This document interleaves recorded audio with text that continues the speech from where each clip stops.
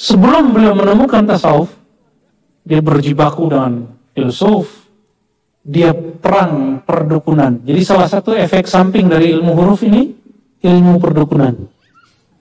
Dia perang perdukunan dengan orang. Ibu yang sulit melahirkan, itu Ghazali bilang, cari di ilmu saudara, tulis rajah ini, maka ibu yang susah melahirkan akan gampang melahirkan. Angkanya 15 tapi dalam bentuk huruf. Apa kaitannya 15 dengan itu? Imam Ghazali sudah jelaskan rahasianya. Silakan dilihat. Tidak mungkin Salaf al-Ghazali terjebak kepada syirik. Dia sudah menjadi orang sakti. Jadi Ghazali ini, mohon maaf kalau bahasa sekarang, ahli raja. Dari mana aja ada orang datang dibuatin raja. Sakti semua. Imajinasi ini ada yang palsu, ada yang imitasi, ada yang hakiki. Palsu, imitasi, hakiki. Plato mengatakan imajinasi orang-orang suci itu sampai kepada imajinasi hakiki. Ini yang dikatakan oleh para sufi berdasarkan hadis Nabi. Ada satu hadis kata Imam Malik, saya punya guru para sufi, para wali itu 70 orang lebih.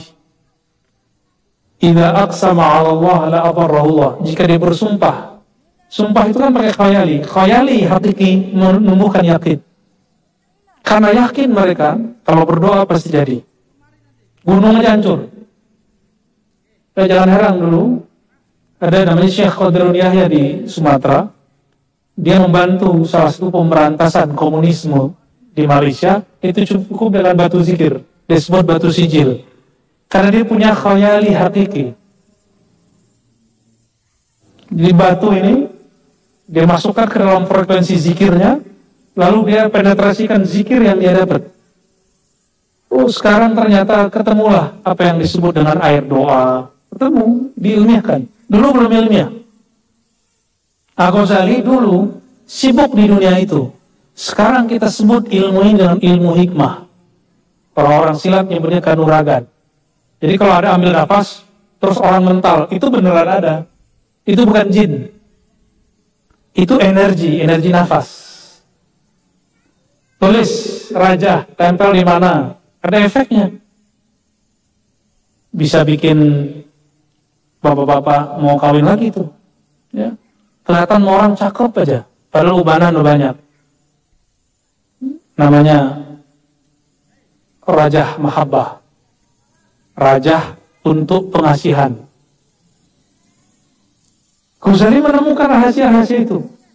Apa logikanya, rasionalisasinya? Contohnya begini.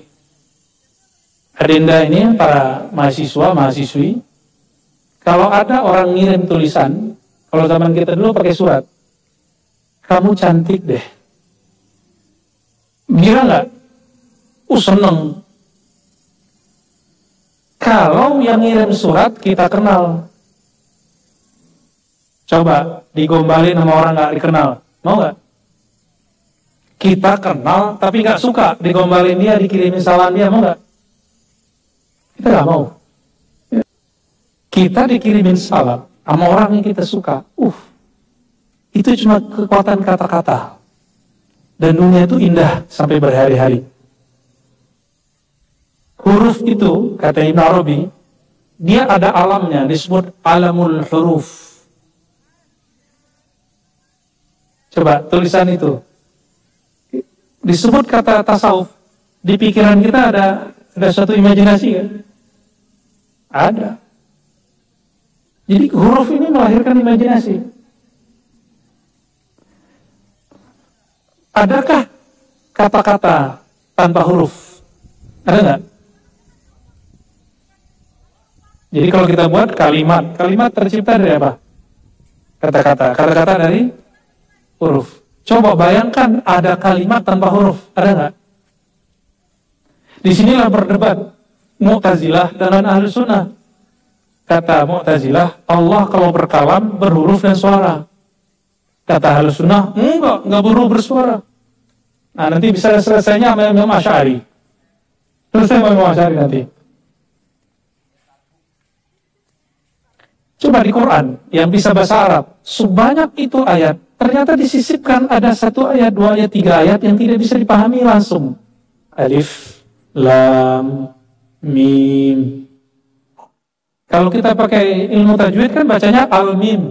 Benar gak? Alif, Lam, Mim. Bacanya apa? Al-Mim. Tapi nggak boleh dibaca begitu. Dibacanya mesti Alif, Lam, Mim. Allah lagi ingin kasih tahu bahwa yang kamu baca itu baru pecahan dari huruf. Puncak pengetahuan ada di huruf. Nah, ilmu huruf ini bisa dimanfaatkan untuk alam-alam astral yang berkaitan dengan alam-alam zahir. Jadi jangan heran sampai 1 abad yang lalu raja-raja kesultanan di negeri ini itu istananya, temboknya penuh dengan raja-raja. Dan itu tidak syirik, dia ilmiah semua. Yang mengatakan syirik berarti tidak mengerti keilmiahan ilmu huruf. Jadi jimat itu ilmiah. Cuma saya nggak nyaranin buat jimat ya. Nggak usah lah. Orang berjimat itu bahasa Arabnya kan tamimah. Tamimah itu pelengkap. Orang pegang jimat berarti dia tidak meyakini dirinya sudah dilengkapi Allah. Jadi kita nggak perlu jimat. Cukup Allah yang menyempurnakan kita. Wallahu mutimmu nuri. Ya. Bagian akhir. Jadi Ghazali sebelum beliau menemukan tasawuf, dia berjibaku dengan filsuf. Dia perang perdukunan. Jadi salah satu efek samping dari ilmu huruf ini ilmu perdukunan. Dia perang perdukunan dengan orang. Ibu-ibu yang sulit melahirkan, itu Ghazali bilang, cari di ilmu saudara, tulis rajah ini, maka ibu yang susah melahirkan akan gampang melahirkan. Angkanya 15 tapi dalam bentuk huruf. Apa kaitan 15 dengan itu? Imam Ghazali sudah jelaskan rahasianya. Silakan dilihat. Tidak mungkin selevel Ghazali terjebak kepada syirik. Ya. Dan dia sudah menjadi orang sakti. Jadi Ghazali ini, mohon maaf kalau bahasa sekarang, ahli raja. Dari mana aja ada orang datang dibuatin raja. Sakti semua. Panglima sakti, tentara sakti. Tapi dia nggak puas. Terakhir, dia sampai kepada puncak. Ditegur oleh seorang imam namanya Abu Ali Al-Farmadi. Apa kata dia? Engkau baru bergantung kepada huruf. Belum bergantung kepada yang punya huruf. Maka dalam kitab Al-Maqsad Al-Asna, di ujung kitab, kecil kitabnya, dia membuka rahasianya bahwa saya diajarkan ilmu rahasia nama yang menguasai huruf-huruf ini, yang mengilhami para filosof dan ahli kalam, yang berdialog ruhnya dengan para sufi dan wali-wali Allah. Ilmu ma'rifatul asma'il husna. Ilmu mengenal al-asma' al-husna. Belajarlah dia dari Abu Ali Al-Farmadi, berzikir dengan memejam mata, lidah dikunci, tidak ada lafaz yang keluar dari lidah, tapi muncul dari dalam kolbu. Itu diabadikan dalam Ihya juga, dua kali disebut nama beliau, Abu Ali Al-Farmadi. Inilah yang membuat Ghazali menjadi Ghazali yang dikenal di seluruh dunia. Karena dia mampu menggabungkan 4 epistemologi ilmu, dan itu tidak bertentangan. Apa kata dia? Jika engkau hendak memajukan akalmu, kuatkan kalam dan falsafahmu. Jangan pakai tasawuf. Jadi kalau masuk ke teknologi, jangan dengan tasawuf. Dalamnya kalam dan falsafah.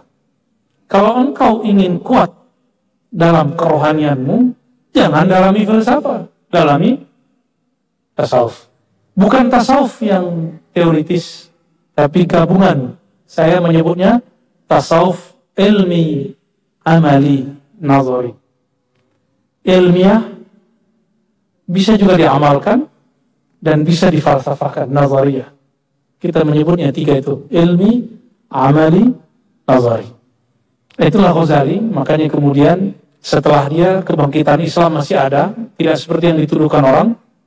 masih ada Fakhruddin Ar-Razi, masih ada Ibn Rushd, masih ada fulan. Terakhir baru hancur ketika khilafah runtuh.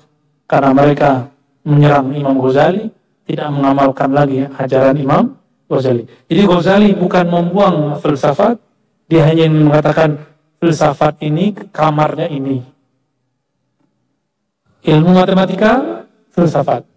Jadi kalau ada nih adik-adik baru hijrah, jurusannya jurusan umum, mengharamkan filsafat. Itu lucu. Maka harus hafalkan ilmu, haramkan ilmu ekonomi, haramkan ilmu arsitek, haramkan ilmu kimia. Kenapa? Itu semua cabang dari filsafat. Ya, jadi hati-hati memfatwakan sesuatu haram. Ya, haram itu domain mufti, bukan domain orang-orang diskusi.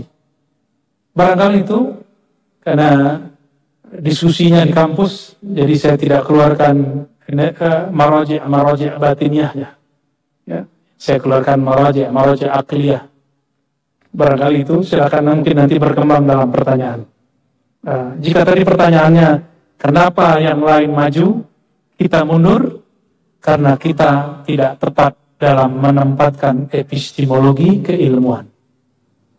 Ya, jadi akal untuk falsafah, qalbu untuk kerohanian, jangan dibalik. Wallahu alam bissawab.